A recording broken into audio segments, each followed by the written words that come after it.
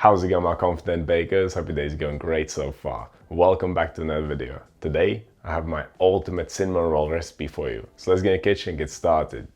We've made cinnamon rolls a few times here already, but my baking style has changed over the years. I find that there are certain steps which can be cut and recipes can be simplified while still keeping the same quality and sometimes even improving it. To me, a simplified recipe is an improvement. It just tastes better when it's easy to make, I think. This is basically my previous cinnamon roll recipe, but with a couple of adjustments. Of course, it doesn't require kneading anymore, and some of the ingredients added into the Scalding simplified mixing process, and the hydration has been lowered slightly to make the dough easier to handle. Obviously, it has not affected the softness at all. So here's what we need to make these things. For the dough, we'll need some white bread flour, yeast, salt, an egg yolk, sugar, butter, and water. For the filling, we'll need some sugar, cinnamon, and butter. The leftover egg white will be used for glazing to make the rolls nice and shiny as they bake. And when it comes to that delicious cream cheese frosting, we'll need some icing sugar, vanilla paste, softened butter, and some full-fat cream cheese.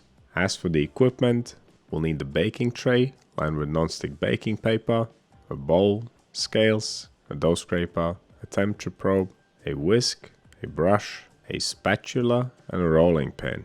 Alright, the extraordinary softness of these rolls is achieved by cooking some of the flour before making the dough. It's a method called scalding. It makes the starch in flour swell up and fill with water. It not only softens the rolls, but will help them stay softer for longer. So we'll take a portion of flour, we'll add the salted sugar to it, just to make the job of mixing a bit more efficient. Then we'll pour in boiling water. After pouring in the water, we'll whisk it until it's smooth, or at least more or less smooth. Don't worry if there are a few lumps, they will disappear further down the line. And finally add the butter and mix that in too. Usually the scald is made with just flour and liquid, but to me it makes more sense to mix an extra few things in there. Okay, leave the scald to cool down, be it at room temperature, in the fridge or in the freezer. Whilst it's cooling down, we can make the cream cheese frosting. Combine the vanilla paste, cream cheese and softened butter in a bowl. Give them a quick mix and then add the icing sugar and mix until smooth. You can use a whisk or a spatula, it doesn't really matter. The frosting can be spread onto the buns using a spoon or a spatula, or you can pipe it on using a piping bag like I'm going to. Leave this in the fridge for later. Right, the scald's been sitting in my freezer for around 20 minutes. I mixed it a couple times. It should be cool enough to be used by now.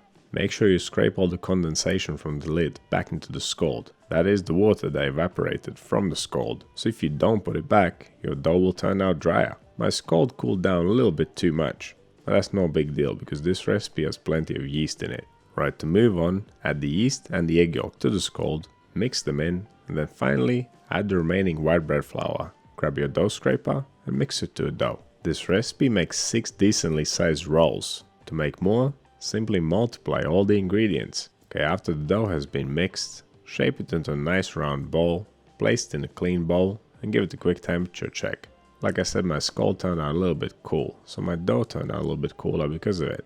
At this temperature, bulk fermentation took 2 hours.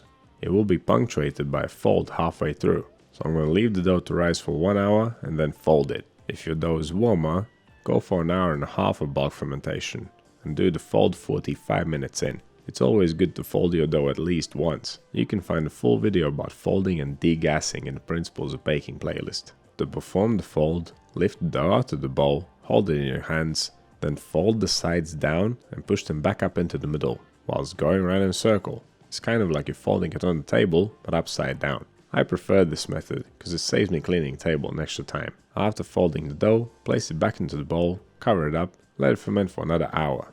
During this time, it should really start puffing up. With the bulk fermentation over, we can move on to final shaping. Dust your dough bowl and your table generously with flour. Place the dough on the table and flatten it out by hand.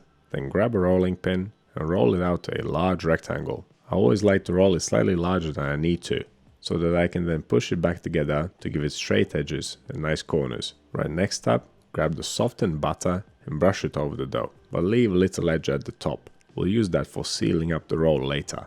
Mix the sugar with the cinnamon. Of course, you don't have to do it at this point, you can prepare it beforehand. There are other recipes which make a paste from the butter, sugar and the cinnamon. But that won't work here. Our dough is very soft and you wouldn't be able to spread it on. So just follow this method. Sprinkle your cinnamon sugar evenly all over the butter and then press it in using the palms of your hands. This will moisten the sugar, which will help keep it in place as we roll the dough. This will allow us to make a tighter roll, which will be much easier to handle and to slice. Okay, just before you go to roll it up, brush that top edge with water to make it sticky. And now we can make our roll.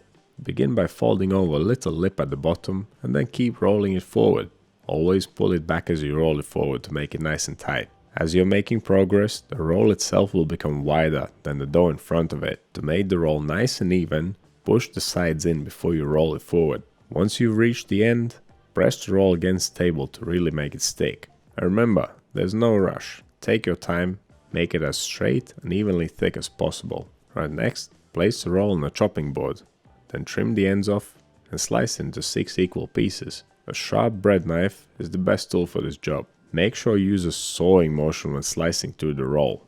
Don't just cut it straight up and down. And if you're not into rolls, you can make a babka out of this. Simply slice the dough lengthways, then twist the 2 sides together and place the whole thing in a loaf tin. But moving on with the rolls. Place them on a non-stick paper lined baking tray and squish them down. Then cover them up. Leave them for the final proof. It will take some time to get them nice and puffy. It took me close to 2 hours. You can always speed up the process by placing them in a warmer area. Be sure to switch on the oven just before the bake. Set it to 170 Celsius, 340 Fahrenheit, fan on. If your oven doesn't have a fan, go for 190 Celsius or 375 Fahrenheit. Alright, once your rolls are nice and puffy, gently brush them with the egg white. Alright, these bad boys are ready for the oven, so let's get them in there. They will take around 20 to 25 minutes to bake. Just watch the color.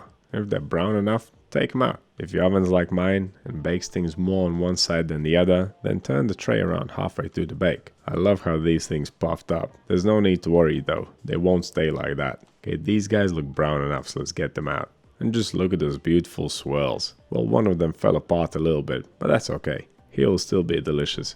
But there you have it. That's how you make my ultimate cinnamon rolls.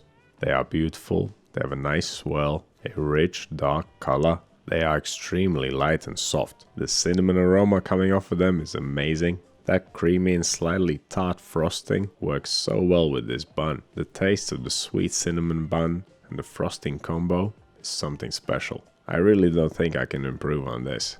If you love cinnamon rolls, you should definitely try this recipe. Don't forget that you can get early access videos by clicking the join button on my channel. You can find all the equipment that I use and all the baking books that I recommend in my Amazon shop link down below. Surely you care about the channel if you have watched this far, so please give me a thumbs up, it really helps out. So what do you think of this new and improved recipe? And have you tried the old one? Let me know down in the comments. For more videos like this one, click over here. Subscribe to the channel, click right here. That's all I have for you today. Thanks so much for watching, I'll see you in the next one.